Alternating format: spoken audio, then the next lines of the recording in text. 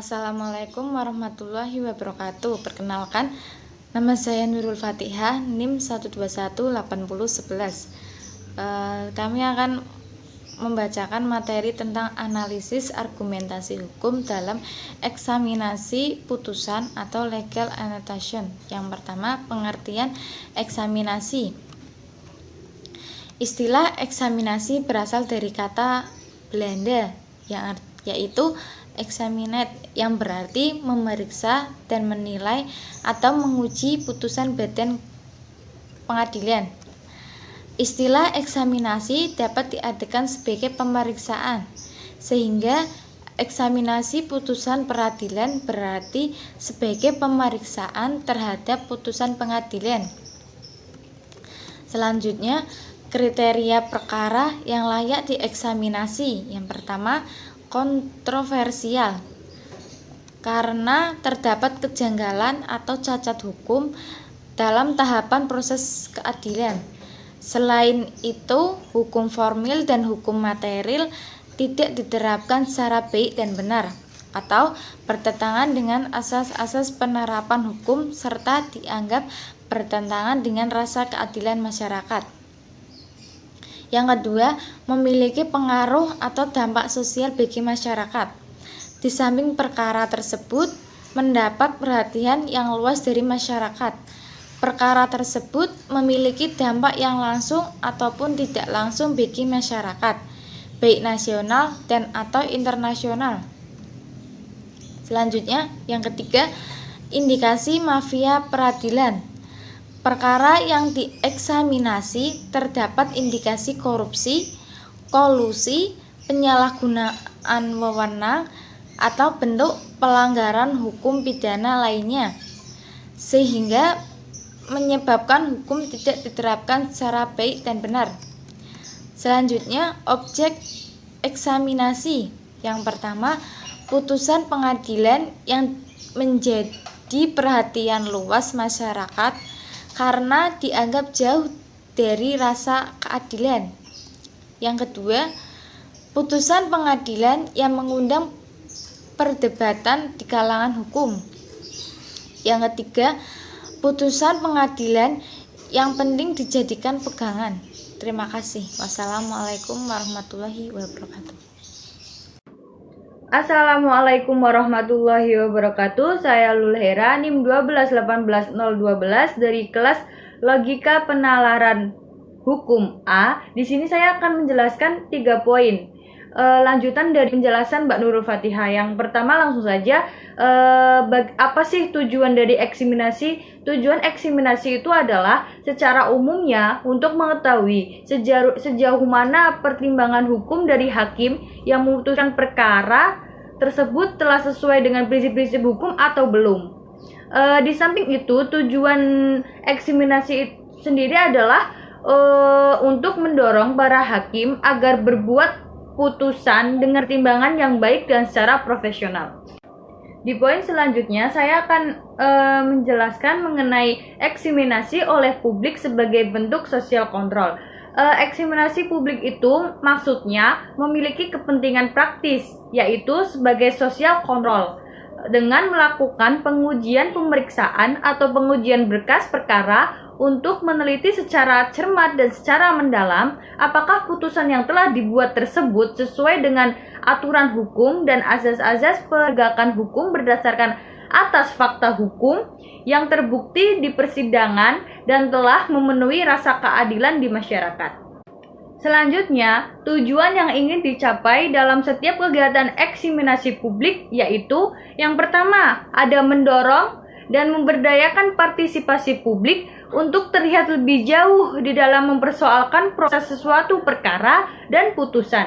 Yang kedua, ada mendorong para penegak hukum untuk meningkatkan integritas moral, kredibilitas, kualitas, dan profesionalitas. Eksaminasi publik itu dilakukan oleh majelis eksaminasi yang terdiri dari akademisi atau ahli hukum, ahli keuangan negara, ahli penggadaian barang dan jasa, mantan auditor, penegak hukum senior, praktisi hukum, dan LSM. Secara keseluruhan, eksaminasi publik itu melibatkan puluhan orang yang kompeten di bidangnya sebagai eksaminator. Kegiatannya tidak saja dilaksanakan di Jakarta, namun juga di sejumlah kota, antara lain di Palembang, di Padang, di Jogja, di Pekanbaru, dan di Surabaya. Di poin yang ketiga ini saya akan menjelaskan bagaimana sih melakukan eksaminasi publik yang ideal.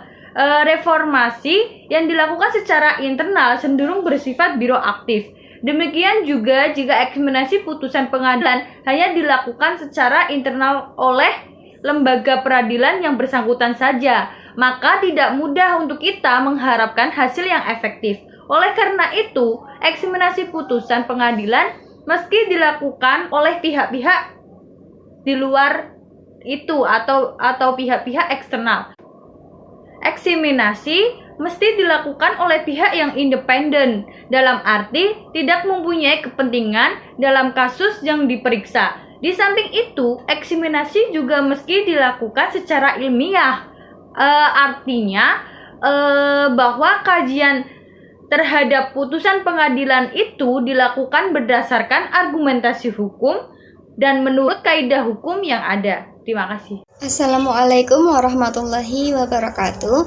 Saya Rizky Oktaviani, NIM 1218013 dari kelompok sekelas. Di sini saya akan membawakan beberapa materi. Yang pertama ada legal annotation atau penilaian terhadap putusan hakim.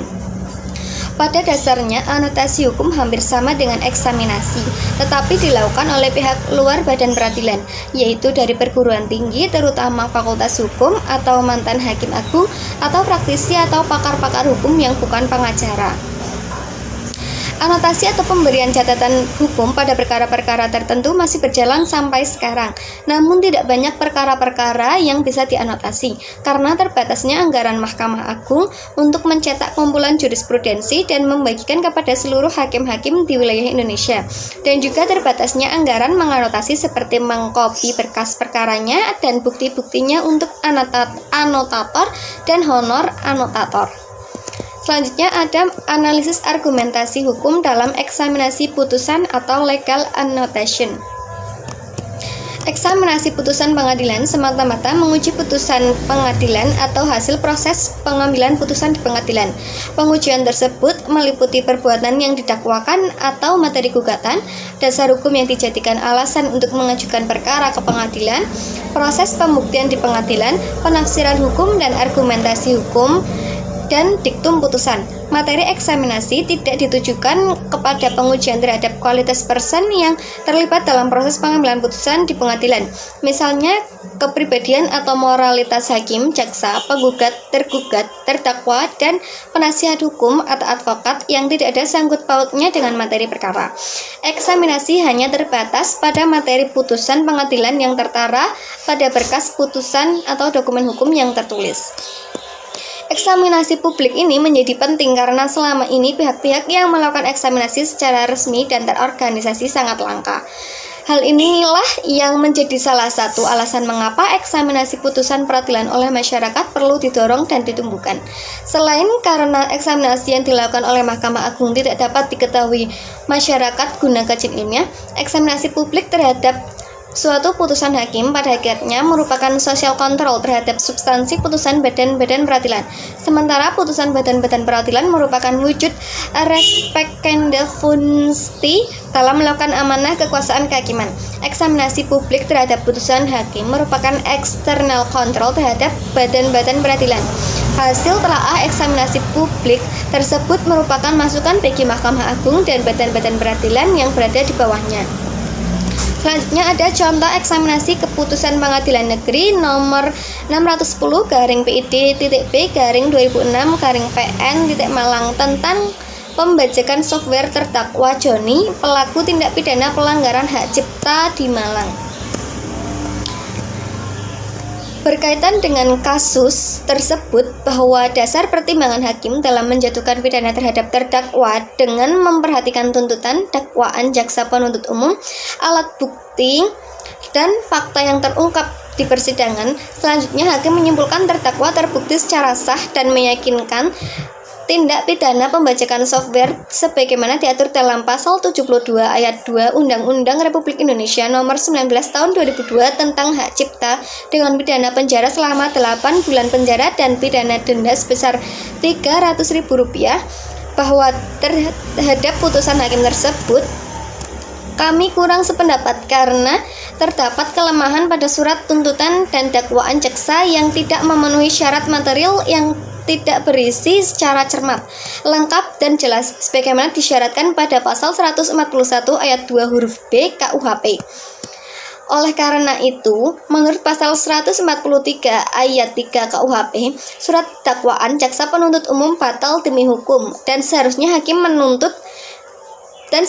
memutus terdakwa dan Yusuf Hakim sebagai pelaku pelaksana, Yanuar sebagai pelaku penyuruh, dan Joni, Johan, Ratna, Akiyat sebagai penanggung jawab